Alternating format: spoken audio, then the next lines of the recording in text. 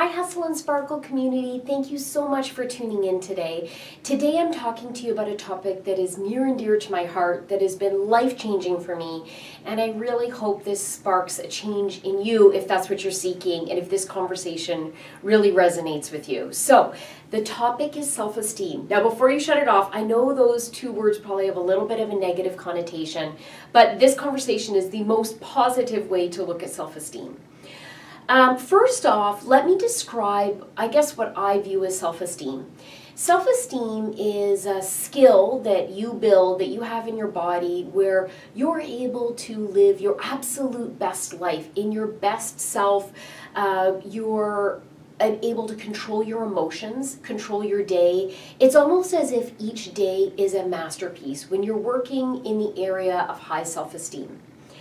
Now, some people might confuse, and I know I did at the beginning, is confuse self-esteem or high self-esteem with high confidence, and they're two completely different things.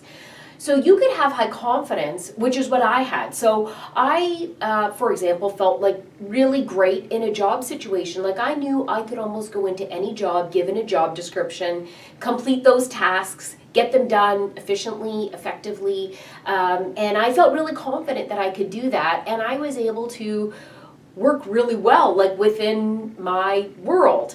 That was before I became an entrepreneur.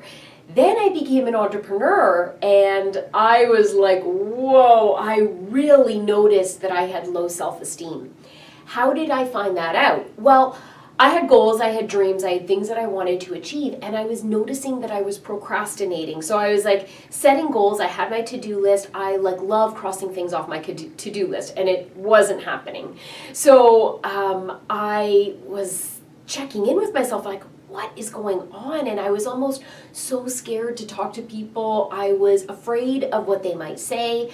I was almost internalizing their negative comments, and then I was also like thinking about what would I have said or what should I have said, and replaying these conversations in my mind, and it was such a black pit of negative energy where I was putting all my focus into.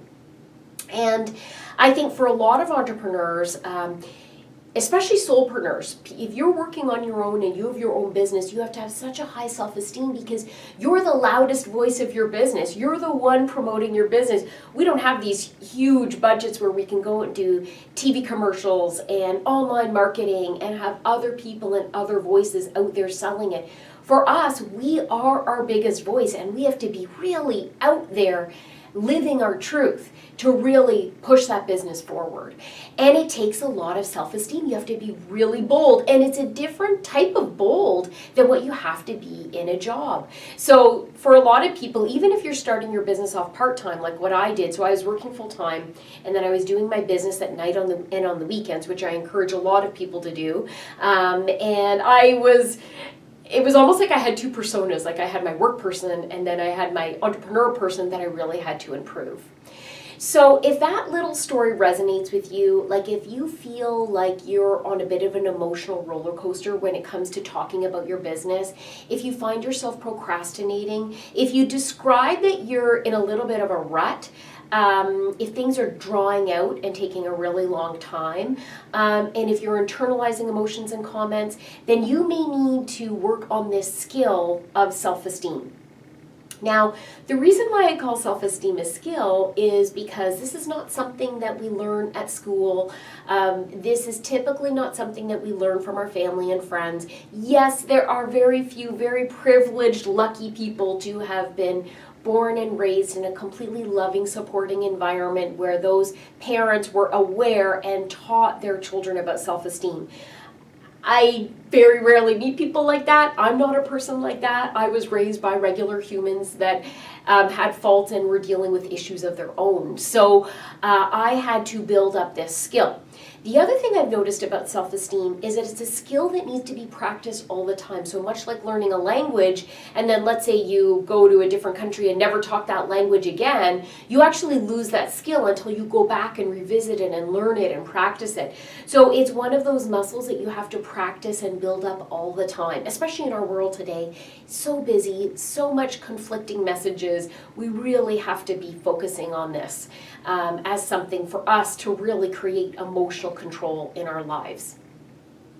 The beauty of this, I will tell you, from my own personal experience, is that once I built up my self-esteem, it happened very quickly. Like, it was something that I was able to make big strides on within 30 days, which I wasn't really expecting that. But B, I started enjoying my business more. I looked forward to it. I did more business activity, which created momentum, which created more success. And I ended up doubling the size of my business within about 60 days. So I noticed the difference in 30 days, and I started seeing the difference in reality within 30 to 60 days. Like, it was amazing. So, there are 6 areas of self-esteem that I want to focus on, and I think you need to do your own activities that are in these 6 areas, and I would say you're kind of looking for 2 to 3 of the activities to really resonate with you. Be sure to download our workbook, because we detailed out the 6 areas and the different activities that you could do within those areas. And then if you're choosing activities that create overlap in these 6 areas, that's even better. You're getting more bang for your personal development buck. So the first one is mind. And this is where you have a negative voice almost talking to you throughout your day. It's almost like a little person in your brain that's stopping you from saying things or stopping you from doing things. Building up the skill to get space and perspective in that between you and that voice, and changing that voice is a wonderful and amazing thing. The second thing is emotions, and I've touched on that a little bit, but going about your day and immediately reacting to your emotions, almost like a ping pong ball, sort of makes you feel exhausted and drained, and you're not living at your highest frequency. So doing activities that are going to help you gain emotional control is going to help you become a better business person and have a happier life. I mean, ultimately, all of this stuff is going to help us have a happier life. But I know at Hustle and Sparkle, we're talking in terms of a business context as well. The third thing is imagination. So imagination is that area where sometimes your brain can spin off into negative areas, or you might be worrying about something that hasn't even happened yet. You're actually like living it in your brain. And you might have heard that saying, we go through life 2 times, first in our minds and then in our realities. So you really want to gain control over that very active and brilliant imagination and getting it work to your benefit. That's what we want. The fourth thing is our body and our physical space. So a lot of us can't even look in the mirror without thinking negative thoughts about our body. And I know, especially for women, we come up with something almost immediately, something that we would like to change or something we'd like to improve. But the physical body also gives us I would say the ability to help tune in to ourselves and help us make decisions. So the physical part of our body is something we need to really love and really nurture. The fifth thing is your higher self. So this is an area that we can tune into. We're not in touch with it all the time. And if we don't stop and stay calm and get still, we may never tune into it. But when you tune into that deeper, higher self, it gives you guidance and messages that you might not otherwise take note of as you're going through the busyness of your day-to-day. And the last one is intuition. That's the one thing, especially as entrepreneurs, we really need to tune into that intuition. That's that gut feel that you have, and you need to trust it. And the more that we have higher self-esteem, the more we're really going to trust ourselves, love ourselves, and trust that gut instinct and be able to make better decisions in our day-to-day lives, but our business. So I'm going to share with you 3 techniques that really worked for me, but when you download the workbook, you'll see these 6 categories, and we've created a few activities in each category because I really think that this is very personal and customized to you. My hope is that you find a few activities that you can incorporate into your day-to-day, and that's going to become what I call your emotional system. And I will do another training on that because I really think it's important for entrepreneurs to have an emotional system that they can fall back on, much like we fall back on a lot of other systems and tools in our business. So, One of the activities that really worked for me was something that I learned through Louise Hay, and Louise Hay is an international bestseller. She's the author of You Can Heal Your Life.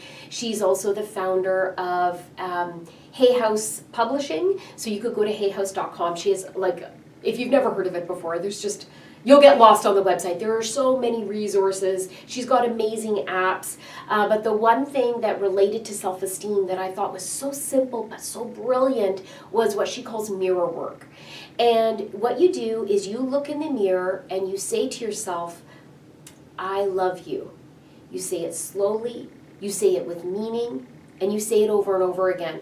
And most of us can't look in the mirror and say it one time without emotion coming and bubbling to the surface, because we spend most of our time in criticism of ourselves as opposed to just loving ourselves. So this is an activity that ties in emotion and it ties in the physical being.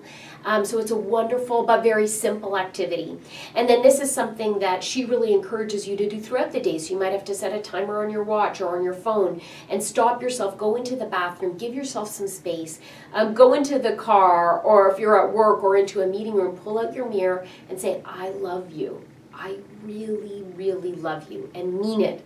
And say it a few times. It might only take you 2 minutes to do it a few times, but you'll see how it raises your energy frequency and helps you get through the next few hours at your peak level, and then you can do it over again. So it's a really great exercise. The second thing was affirmations.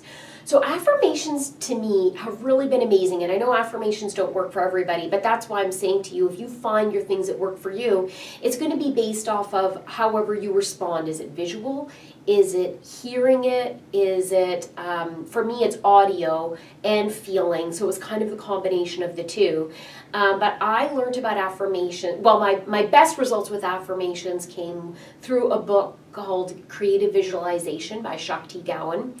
An old book, but still like an international bestseller, still probably one of the leading books in the area of affirmations. And she teaches about affirmations, how to create your own affirmations in a very positive and effective way. But she also has categories and pages and pages and chapters of affirmations on health, on abundance, happiness, all different areas, and they're beautiful. So at the beginning, when I wasn't very good at affirmations at all, I just used her affirmations.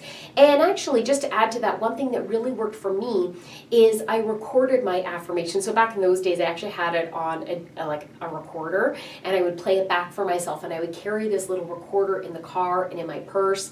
And then whenever I had a moment to myself, I would listen to my affirmations. And it was almost like, hearing my own voice saying these affirmations. I'm so thankful and grateful now that it was almost like it was programming my brain. And like I said, very quickly, my life started to change.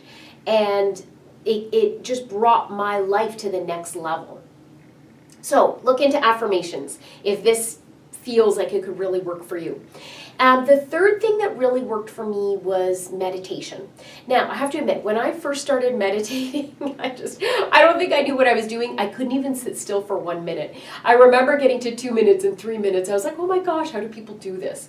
And I had so many thoughts going through my brain. It was really hard for me to get my brain to stop and have clarity and calmness. It was hard for me to be forgiving with myself. So meditation was a very, very powerful tool. I used to, and I still do actually, go to community groups. I have a chapel, a Buddhist temple in my neighborhood where I would go to and learn about meditation. And then I actually got a coach, and I just think it's like meditation is so amazing because it incorporates your physical body, it calms your mind, it taps you into imagination, but on a better, I guess, more deeper level, once you get there, it taps you into your deeper self and connects you to your intuition. So what got me onto this was when I started studying the habits of very successful people, millionaires, because I wanted to change some of my habits. All of them were talking about meditation. And I was like, why are they, from Richard Branson to Tony Robbins, why is everybody talking about meditation, Oprah, everybody? And so it was very, very, and still is, that is still the one tool that I use the most today is meditation, and the one that I feel like I could always practice and always get better at. It's like something that is just like, I feel like I've just scratched the surface of being able to use it to my benefit. So be sure to do that download and identify some activities that you can try for yourself this month. Oh, and before I forget, the audio and book that really helped me learn about self-esteem and change my habits was Jack Canfield, and it was 10 tips for high self-confidence. I'll put it in the workbook because it was revolutionary for me. Those activities and the things that I learned was really, really powerful in me being able to take control and build up and change my self-esteem. So I really hope that this video was an amazing beginning for you, gave you some ideas to get you started. Please come back to it and share with us 30 days from now, 60 days from now, your learnings on self-esteem, and did it change your life in any way? I mean, these are the stories that are really going to help other people tune into this and make big differences in their life.